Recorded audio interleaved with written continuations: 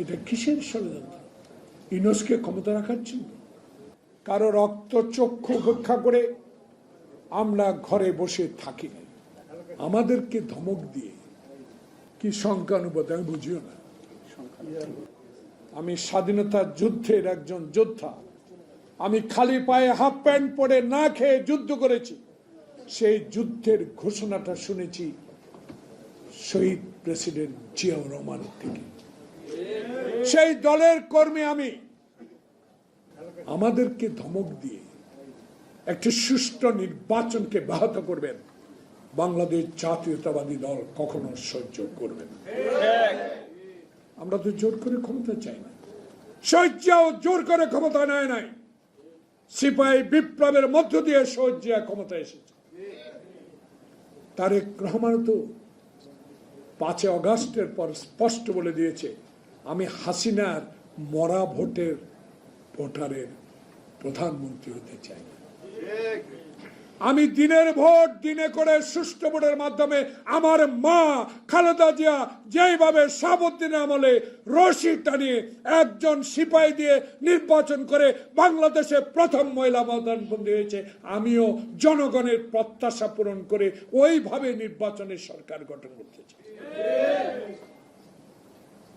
আপনারা এখন কি, আমি বুঝিও না স্যার, এটা কি সংখ্যানুপাত আমি বুঝিও না। আমি 5 বার পার্লামেন্টে গিয়েছি, আমার কোনো গুণ নাই। গুণ হলো খালেদা জিয়ার আপসী নেতৃত্ব। আমার কোন গুণান্বিত আমি এমপি হতে পারি নাই। আমি যেখানে গিয়েছি শহীদ জিয়ার কথা বলতে হয়েছে।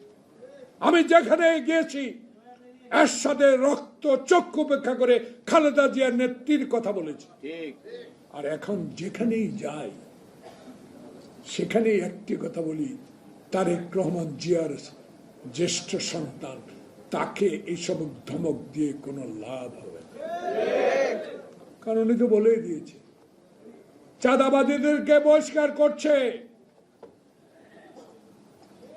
দেশে নির্বাচনের জন্য দলকে সংগঠিত করছে।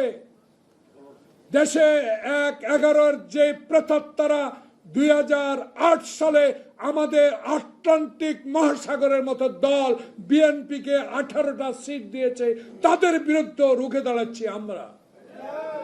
সেদিন বলেছিল শেখ হাসিনা, তুমি মানুষ মেরে সে মানুষের উপর নৃত্য করে ষড়যন্ত্র করে সেই ফখরুল মঈনকে ক্ষমতায় আনছো না। 2 দলকে মাইনাসের নামে খালেদা জিয়াকে মাইনাস করার প্রবণতা তুমি সৃষ্টি করো নাই। তুমি মঈনুদ্দিনের পদতলে গিয়ে সেদিন বিএনপিকে পরাজিত করেছ। তবুও বেগম খালেদা জিয়া গণতন্ত্রের নেত্রী হিসাবে সেদিন আমাকে ডেকে বলে, ফারুক পার্লামেন্টে যেতে হবে, না হলে এই ফখরুল মঈনুদ্দিন বাংলাদেশের ক্ষমতা থেকে যাবে না। আমি পার্লামেন্টে যাব, চিৎকার দিয়ে কথা বলবো, গণতন্ত্রের পক্ষে কথা বলবো। 18টা সিট বলো নয়, বাংলাদেশের 16 কোটি মানুষ আমার সাথে আছে।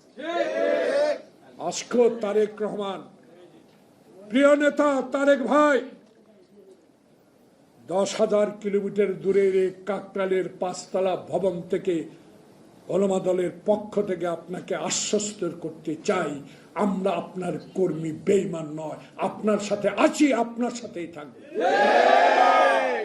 আজকে ষড়যন্ত্র শুরু করছেন, এটা কিসের ষড়যন্ত্র? ইউনূসকে ক্ষমতা রাখার জন্য?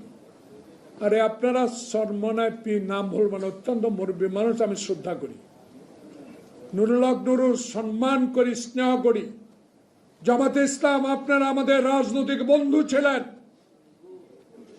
সেই রাজনৈতিক বন্ধুত্ব ভুলে গিয়ে আজকে যদি ক্ষমতার লোভে আমাদের বিরুদ্ধে কথা বলেন এবং জাতীয় সংসদ নির্বাচনের আগে আপনারা ইউনিয়ন নির্বাচন চাবেন, এইটা আপনাদের কাছে আমরা অন্তত আশা করি। বাংলাদেশে এই মুহূর্তে প্রয়োজন 10 মাস হয়ে গেল। 3 মাসে যদি শাহাবুদ্দিন নির্বাচন দিতে পারে, 11 মাস চলে যাচ্ছে, কিসের ইঙ্গিত বহন করে? নিশ্চয়ই কোনো ষড়যন্ত্র হচ্ছে, নিশ্চয়ই লন্ডন এবং ইউনূসের বৈঠকের প্রত্যাশাকে নষ্ট করে দেওয়ার একটি ষড়যন্ত্র। ওই 2 দিন আগের জনসভা থেকে আমরা পিআর সংখ্যানুপাতে যে কথা বলা হচ্ছে, এটাকে আমরা মনে করি একটা ষড়যন্ত্র, নির্বাচনকে ব্যাহত করা, নির্বাচনকে বিলম্বিত করা। যেভাবে ইসলামিক নামে আওয়ামী লীগ মসজিদে ঢুকে ইসলামিক বই পড়েছে, মরা মানুষ নৃত্য করে মঈনকে ক্ষমতায় এনেছে, এমন একটি প্রক্রিয়ার সাথে এরা জড়িত কিনা সেটা ডক্টর মঈন খান খুঁজে বের করতে হবে।